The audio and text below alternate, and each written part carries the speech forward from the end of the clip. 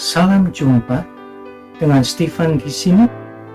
Pada kesempatan kali ini kita akan membahas tentang kasih. Pertama-tama saya akan sampaikan adanya sebuah kisah yang akan saya bagikan pada kesempatan kali ini, yaitu tentang seorang pemuda. Pemuda ini adalah seorang pemuda yang miskin dan suatu saat dia tersesat di hutan. Dan ketika dia berputar-putar ingin mencari jalan keluar, tibalah dia di sebuah pinggiran sungai. Di sana ia melihat seekor harimau yang matanya buta. Dia menunggu karena tentunya takut diserang, tapi kelihatan sekali bahwa harimau tersebut ternyata tidak mampu melakukan apapun. Tiba-tiba dari udara datang seekor burung elang. Di mulutnya terdapat sekerat daging. Kemudian daging tersebut diberikan kepada harimau yang buta itu. Lalu elang itu pergi. Maka makanlah harimau itu dari daging yang telah diberikan oleh elang tersebut. Pemuda tersebut terkagum-kagum. Lalu merenunglah ia dan teringatlah ia kepada Tuhan. Oh, Tuhan itu memelihara ciptaannya. Berarti aku tidak perlu khawatir, karena ia yang akan memelihara hidupku. Kemudian berhasil keluarlah pemuda itu dari hutan tersebut, dan pergilah pemuda itu ke pasar. Di pasar ia duduk menunggu mendapatkan rezeki. Sekian lama dia menunggu dan menunggu, tetapi tidak pernah mendapatkan apa-apa.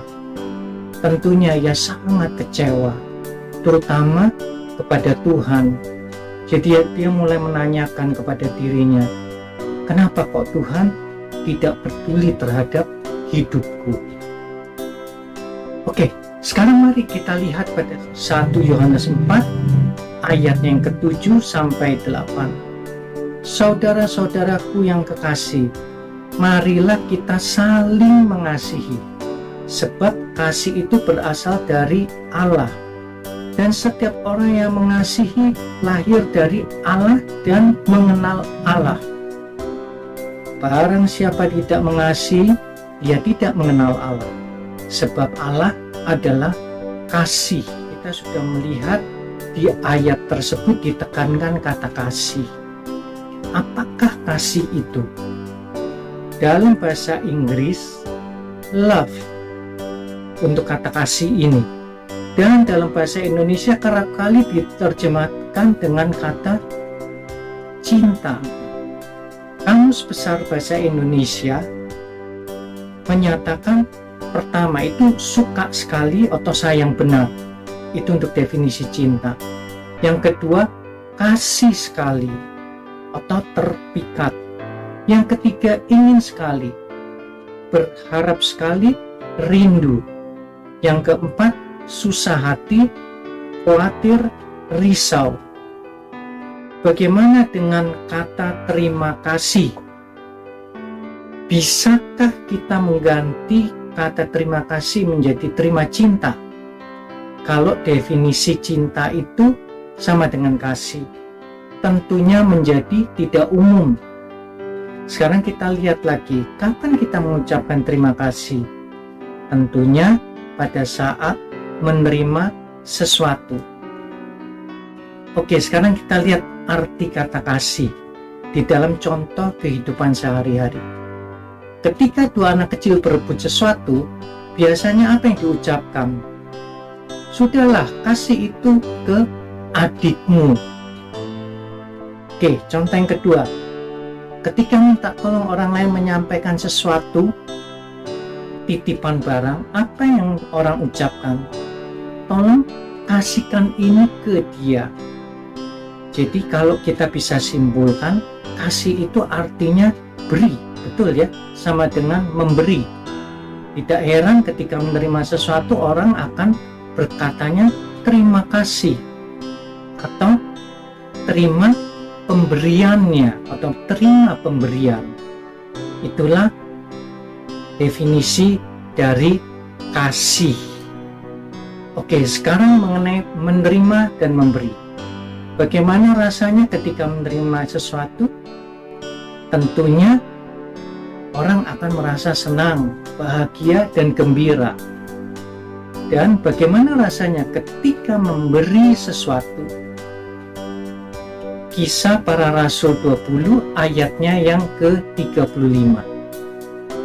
Dalam segala sesuatu telah kuberikan contoh kepada kamu, bahwa dengan bekerja demikian kita harus membantu orang-orang yang lemah dan harus mengingat perkataan Tuhan Yesus, sebab Ia sendiri telah mengatakan, adalah lebih berbahagia memberi daripada menerima.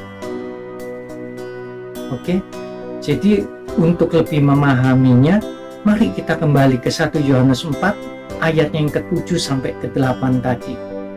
Sekarang kita sudah mengerti bahwa kasih itu bisa juga memberi artinya. Sekarang mari kita baca. Saudara-saudaraku yang kekasih, marilah kita saling mengasihi. Nah, kita bisa taruh dalam kurung memberi, sebab kasih dalam kurung memberi itu berasal dari Allah. Dan setiap orang yang mengasihi dalam kurung memberi lahir dari Allah dan mengenal Allah. Barang siapa tidak mengasihi atau memberi, ia tidak mengenal Allah, sebab Allah adalah kasih.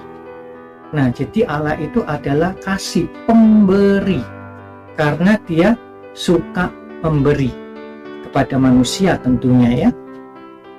Oke, sekarang kita lihat bagaimana cara Tuhan memberi. Kita lihat pada Matius 5 ayat yang ke-44 sampai 45. Tetapi aku berkata kepadamu, kasihilah musuhmu dan berdoalah bagi mereka yang menganiaya kamu.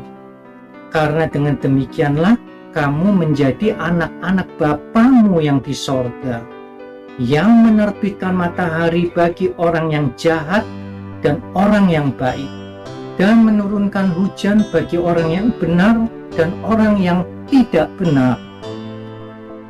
Artinya, memberi itu tidak boleh pilih-pilih, seperti yang Tuhan berikan kepada manusia, baik kepada orang baik, orang jahat, orang benar maupun orang tidak benar, sama-sama mendapatkan matahari, mendapatkan hujan.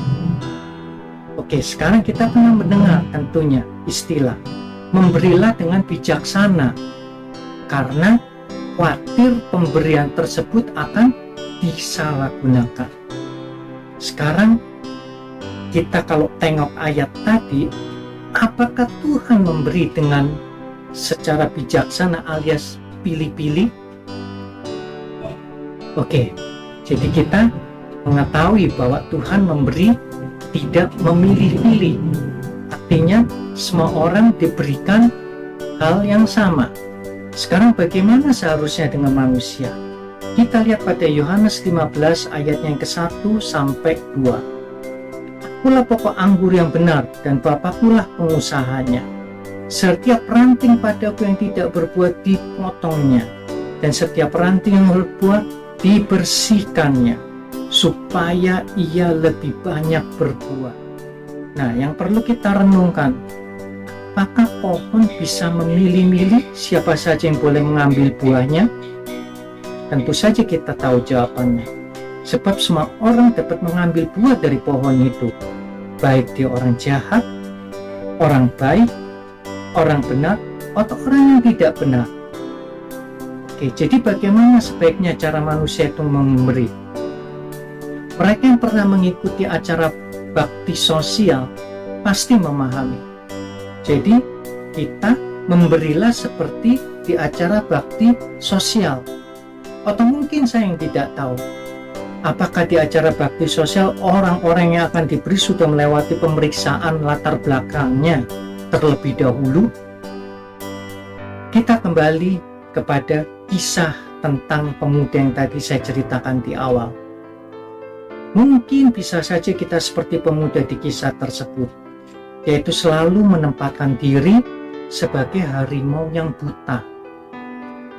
Nah, harimau yang buta kita lihat dalam hal ini adalah sebagai si penerima.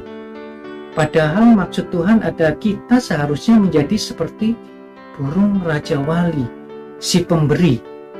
Karena Tuhan ingin semua orang merasakan kebahagiaan seperti yang Tuhan rasakan. Pada 1 Korintus 13 ayatnya yang ke-13.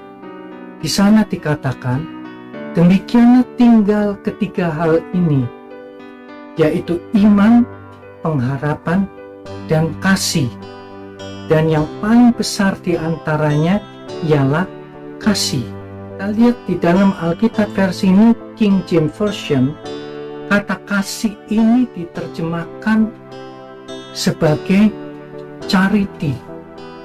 Nah, charity ini sebetulnya adalah memberi atau berderma. Jadi dari ketiga hal ini kalau kita lihat, dari iman, pengharapan, dan kasih, dan yang paling besar di antaranya ialah kasih, yang dimaksudkan yang paling besar di antaranya ialah memberi. Demikian pembahasan kita untuk saat ini. Terima kasih. Tuhan memberkati.